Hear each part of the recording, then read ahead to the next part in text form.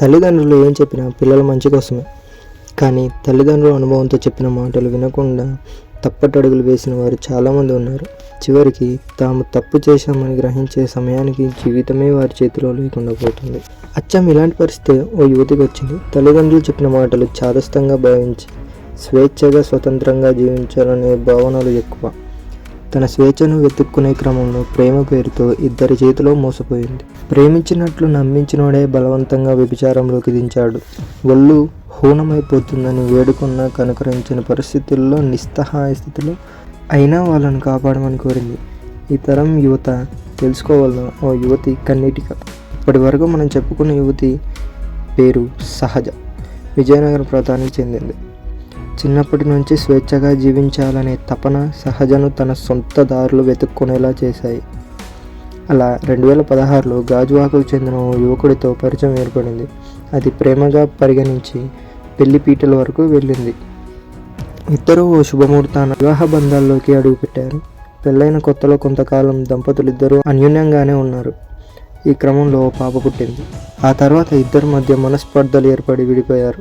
అనంతరం సహజ తన బిడ్డను తీసుకుని విజయవాడ వెళ్ళి అక్కడ మెడికల్ సంస్థలో ఉద్యోగానికి చేరింది. ఇలా కాలం గడిచిపోతున్న తరుణంలో ఆమె జీవితంలో ఓ రాక్షసుడు ఎంటర్ అయ్యాడు. సొంత బిడ్డలా చూసుకుంటానని సహజను విజయవాడలోని ఉద్యోగం చేస్తున్న క్రమంలో విజయనగరానికి ప్రాంతంలో ఉన్న ఓ యువకుడు సోషల్ మీడియాలో పరిచయం అయ్యాడు. ఒకరి గురించి ఒకరు అన్ని విషయాలు తెలుసుకున్నారు. సహజ పాస్ట్ గురించి తెలుసుకున్న ఆ యువకుడు ఆమెను జీవితాన్ని కల్పిస్తాను, నీకు కొత్త జీవితాన్ని ఇస్తాను, పాపను తన సొంత బిడ్డలా చూసుకుంటానని నమ్మించాడు. తన కుమార్తెకు కొత్త జీవితం దొరుకుతుందన్న ఆశతో అతని మాటలను విని దగ్గరైంది సహజ. ఇలా కొన్నాళ్ళు సోషల్ మీడియాలో సావాసం చేశారు. విశాఖపట్నంలో కాపురం పెట్టారు. ఈ క్రమంలో అతడిలో రాక్షస ప్రవృత్తి బయటకు వచ్చింది. సహజను వ్యభిచారంలో దింపాడు ఆ రాక్షసుడు. ఇలా సంపాదించిన డబ్బుతో కారు, ఖరీదైన వస్తువులు కొనేవాడు. రోజు గడుస్తూ కొద్దీ సహజ శారీరకంగా మానసికంగా ఒళ్ళు హూనమవుతుందని, ఇది ఆపేయాలని ప్రాధేయపడింది. ఇది కాకుండా కిరాణా దుకాణం వంటిది ఏదైనా స్వయం ఉపాధి చేసుకుని గౌరవంగా బతుకుదామని వేడుకుంది. అయినా ఆ రాక్షసుడిలో మార్పు రాలేదు. అంతేకాకుండా సొంత బిడ్డలా చూసుకుంటానని సహజ కుమార్తెతో కూడా వ్యాపారం చేస్తానని ఆమె బెదిరించాడు. ఇతడి మాటలకు గుండె పగిలిన సహజ నిస్సహాయ స్థితిలో కన్నీరు మున్నీరైంది.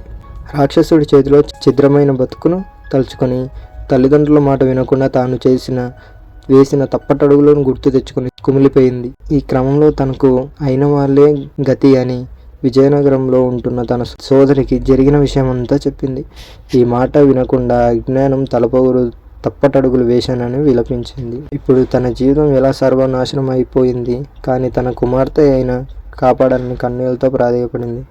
పట్టింపులకు పోకుండా రక్త సంబంధం తామున్నామంటూ ధైర్యం చెప్పిన కుటుంబ సభ్యుల సాయంతో ఆమె సోదరి తల్లి బిడ్డను విజయనగరం తీసుకొచ్చింది. విజయనగరంలో పోలీసులకు సహజ ఫిర్యాదు చేసింది. విశాఖపట్నంలో ఘటన జరిగింది కాబట్టి అక్కడికి వెళ్ళాలని తప్పించారు. ఈ క్రమంలో ఆ రాక్షసుడికి విషయం తెలిసి 3 లక్షలు ఇచ్చి చేతులు దులిపేసుకున్నాడు. దీనికి సహజ అంగీకరించలేదు. ఈ ఘటనపై ఇప్పటి వరకు పోలీసులు కేసు నమోదు చేయలేదు. అయితే స్వేచ్ఛగా బతకాలనుకోవడం తప్పు లేకపోయినా అనాలోచితంగా అడుగులు వేయడం వల్ల సహజ ఇలాంటి ఇబ్బందులు ఎదుర్కోవాల్సి వచ్చింది.